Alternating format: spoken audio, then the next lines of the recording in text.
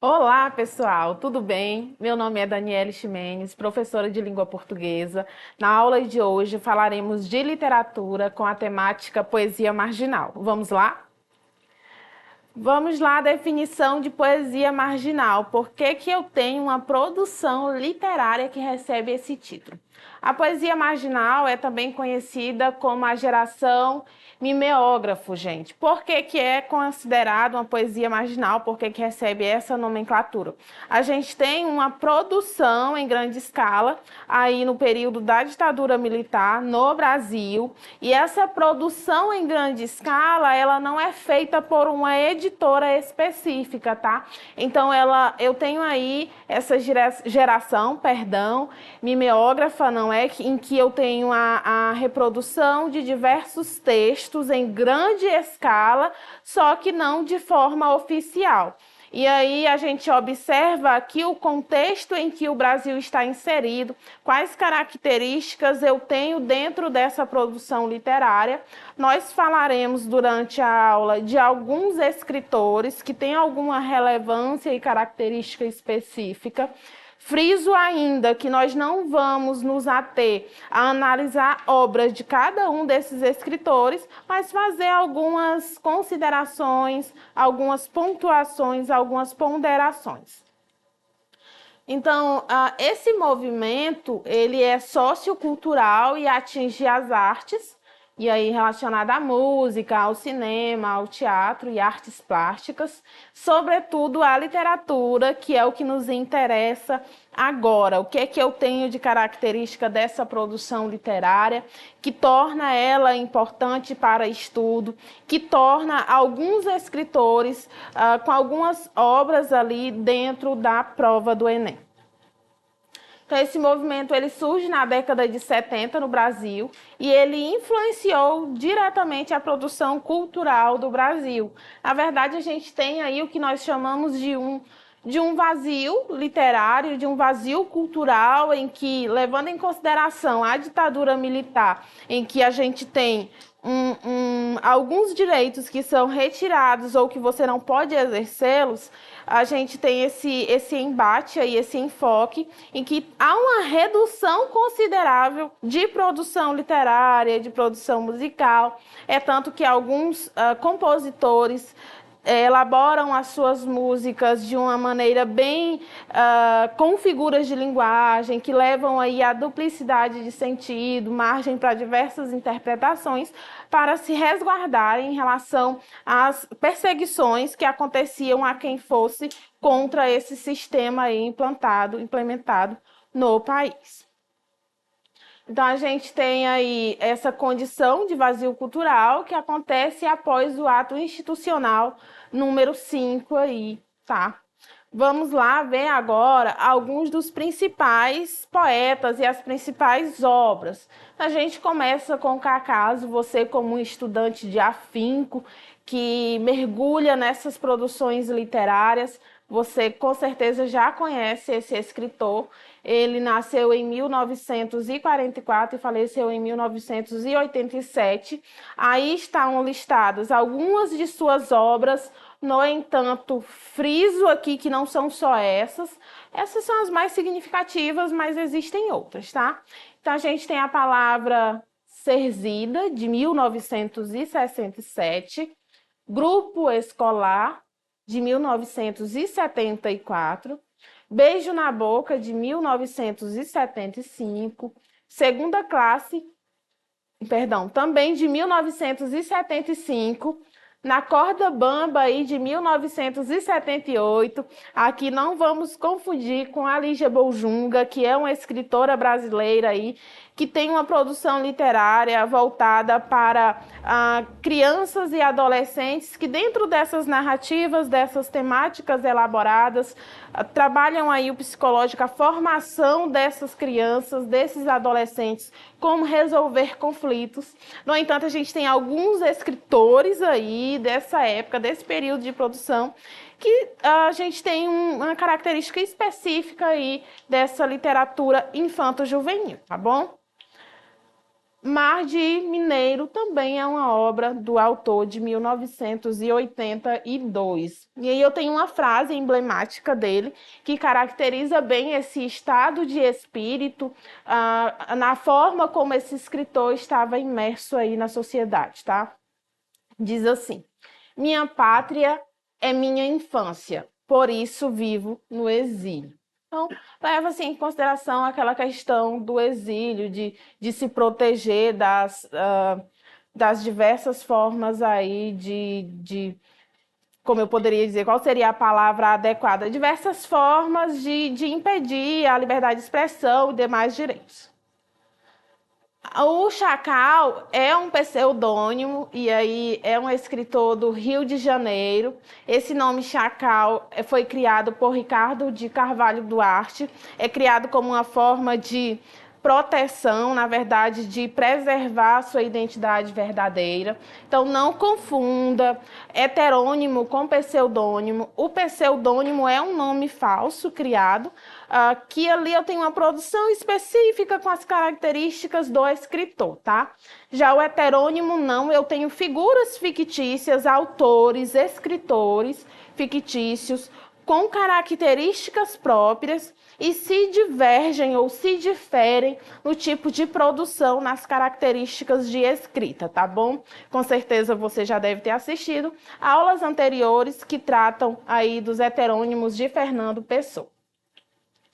Então, ele tem essa atuação ao lado de Cacaso e se destaca como um poeta marginal aí na geração mimeógrafa. Algumas das obras dele são várias, no entanto, listei apenas as principais. Primeira, Preço da Passagem, de 1972, América, 1975, Quampérios, 1977, Olhos Vermelhos, 1979, Boca Roxa, também de 1979, Tontas Coisas, de 1982, Drops de Abril, de 1983, Comício de Tudo, 1986, Letra Elétrica, de 1994 e Belvedere, de 2007, tá? Então, eu tenho aí ao lado, vocês podem verificar a imagem do escritor. O Paulo Leminski, ao lado de Cacaso, é um dos mais conhecidos quando falamos de poesia marginal. Ele nasceu em 1944 e faleceu em 1989. Ele é um poeta curitibano, ele tem uma representação, ele tem múltiplas funções, além de escritor, ele foi crítico literário, e aí existe uma diferença aqui. O que é um escritor? É aquele que produz uma obra literária que, de alguma forma, pode entrar para o cânone brasileiro, ter grande importância. E aí a teoria, o crítico literário, pessoal, é uma pessoa que escreve livros, enfim, comentários, fazendo ponderações, apontamentos acerca da importância ou de traços específicos de algumas dessas obras, tá?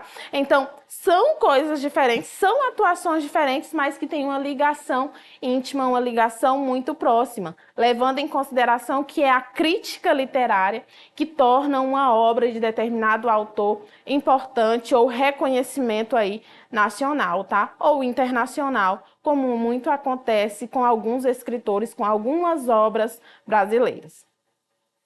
Então, ele escreveu contos, poemas, haikais, ensaios, biografias, literatura infanto-juvenil, como já mencionado anteriormente, algumas traduções e, além disso, realizou parcerias musicais, tá? A gente tem aqui algumas obras: Catatal, Curitiba, Caprichos e Relaxos, Jesus, Agora é que são elas, Metamorfose e uma viagem pelo imaginário grego, e existem outras obras desse escritor. Aqui o Francisco Alvim, que data de 1938, é um poeta mineiro, tá? Ele tem algumas produções, a característica específica desse escritor é que ele tem uma produção mais curta. Então, os poemas dele, as poesias dele não são longas, são mais curtinhas, com forte significado, que não tira esse caráter de poesia marginal. Mas aí ele faz uma escolha de uma linguagem coloquial, que é aquela linguagem da massa, aquela linguagem, aquela forma de escrita de maior acesso pela população, tanto de entendimento quanto de leitura em si, compreensão, interpretação. A gente tem essa característica específica do autor, que inclusive é de muito bom gosto, levando em consideração o contexto social em que ele estava inserido e em que a população ali também estava inserida. Levando em consideração, pessoal, que a gente tem uma produção literária, então essa produção literária, ela tem um escritor, visa aí que essa obra seja passada para um leitor. Então a gente tem uma relação muito próxima aí entre autor, obra e leitor, que é considerada a tríade quando nós falamos de literatura. São os três pilares essenciais, importantíssimos para a formação da literatura. E eu tenho algumas produções dele. Ele atua também ao lado de Cacaso, tá? Sol dos Cegos, de 1968. Passatempo, de 1974. Dia Sim, Dia Não, de 1978. Festa e Lago, Montanha, 1981. Poesias Reunidas, 1988. O Elefante, 2000. E o Metro Nenhum, aí de 2011. Eu tenho também aqui o Torquato Neto, que nasceu em 1944 e faleceu em 1972. Ele é um poeta piauiense. Então, pessoal, vocês observaram aqui que a gente tem escritores de diversos estados, assim, de locais diferentes, mas que têm características similares, assim, produções específicas dessa literatura? Então, é isso que é interessante, porque enquanto eu tenho ali o romance regionalista, um enfoque maior na questão da região do Nordeste, das mazelas sociais, o romance indianista com as suas características específicas também, aqui a poesia marginal ela tem uma amplitude maior também de temática, levando em consideração que a gente tem nessas produções uma forte crítica relacionada ao período em que se vivenciava. A gente tem ele como escritor, jornalista, cineasta e letrista de música popular. Ele organizou a revista de poesias vanguardistas Nave Louca, de 1974, e tem participação em diversos aí, movimentos, tá? Tá aí a imagem do escritor. A Ana Cristina César, pessoal, é uma poetisa brasileira que atua aí nesse processo aí de transição, enfim, de ensurdecimento de produção literária. Ela tem algumas características específicas, como ela faleceu, depressão, ela cometeu suicídio, então ela tem uma produção um pouquinho mais, assim, como eu poderia dizer, um pouco mais intimista, um pouco mais fechada, um pouco mais pessimista, e que mostra ali o estado de espírito, é uma das poucas aí na atuação desse processo de literatura, tá? Algumas das obras dela. Luvas de Pelica, aí, de 1980. Literatura não é documento. Gente, ela tem algumas produções aí literárias e ela também tem algumas críticas literárias. Essa segunda obra que eu mencionei é uma crítica literária da autora, tá? Até os Pés, de 1982, Inéditos e Dispersos, de 1985. A gente tem também o Nicolas B, aí, de 1958. Ele nasceu em Cuiabá, é também um grande poeta brasileiro. Tem uma representação também muito grande na poesia marginal. E aí ele lança sua obra mimeografada em 1977, intitulada O Iogurte com Farinha. Então tem uma série de obras publicadas aí do autor que está na tela para vocês, duas de 1978, duas de 1979 e as demais em anos diferentes. Eu trouxe para vocês essa questão. Vale ressaltar que quando nós falamos de literatura, é importante que você saiba a necessidade ou na verdade, necessidade mesmo de compreender o contexto histórico em que essa produção está envolta. Então, lembra que lá em aulas anteriores, ou se você não tiver assistido, eu trago novamente essa ideia, que nós não podemos falar de literatura sem falar de história. Então, se você não sabe um pouco de história, é importante que assista às aulas aqui do Pré-ENEM de História, que tem essa ligação, que fazem essa ponte, tá, com o conteúdo que nós estamos trabalhando. Então, muitas vezes as questões, elas vão direto em um autor específico, direto em uma produção literária, ou de repente é só sobre compreensão e interpretação do texto, tá? Vamos lá, a leitura. Essa questão, ela encontra-se no livro A Prova Enem, do segundo ano do ensino médio, lá na página 13 e 14. Se você tiver o livro, você pode acompanhar a leitura com o livro, mas se não, acompanha aqui comigo, tá? Logia e mitologia. Meu coração, de 1972, já não palpita fagueiro. Sabe que há morcegos de pesadas olheiras, que há cabras malignas, que há cardumes de hienas infiltradas no vão da unha na alma. Um porco belicoso de radar, e que sangra e ri, e que sangra e ri. A vida anoitece provisória, centuriões e sentinelas, do Oiapoque ao Chuí. Então, é uma produção do Cacaso, primeiro escritor que nós trouxemos na aula de hoje. Vamos lá ao comando.